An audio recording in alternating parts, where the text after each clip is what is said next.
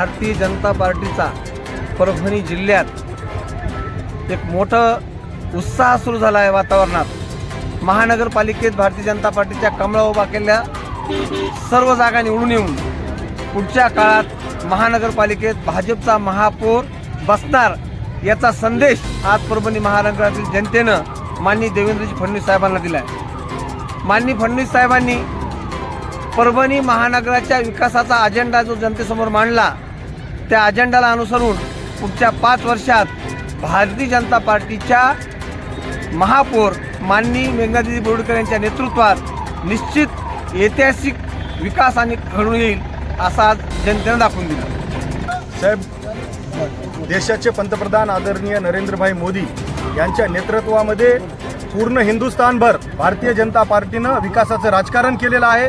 त्याचबरोबर महाराष्ट्राचे कर्तव्य पुरुष आणि विकासरत्न पुरुष असे आमचे नामदार माननीय मुख्यमंत्री देवेंद्रजी फडणवीस साहेब यांच्या नेतृत्वामध्ये अशी ऐतिहासिक विधानसभेला आघाडी घेऊन आजपर्यंतच्या कधी नव्हे एवढं बहुमत या भारतीय जनता पार्टीला मिळालंय आणि ही परभणी महानगरपालिका सुद्धा भारतीय जनता पार्टीच्या ताब्यामध्ये येऊन हा विकासाचा रथ मागासलेल्या परभणीला सुद्धा मिळेल आणि जनता सुद्धा यावेळेस भारतीय जनता पार्टीला विजयी करील अशी आशा आहे। त्यामुळं या ठिकाणी प्रचंड प्रमाणात विकास होईल, यामध्ये कुठलंही दुमत नाही। परभणी महानगरपालिकेच्या निवडणुकीमध्ये मुस्लिम समाजाचे उमेदवार भारतीय जनता पार्टीने दिलेत। लोक मुस्लिम समाजाला भारतीय जनता पार्टीच्या कमळ चिन्हावर लोक मतदान करतील का? असा धर्माचा काहीच विषय नाही, या ठिकाणी विकासाचं राजकारण आहे। त्यामुळं सर्व जाती धर्मातील लोक आज भारतीय जनता पार्टीमध्ये काम करतात आणि त्यांच्या नेतृत्व गुणाने त्यांना उमेदवाऱ्या मिळाल्यात, ते सुद्धा विजय होतील। इथे विकासाचं राजकारण आहे, धर्माचं नाही। सबका साथ सबका विकास।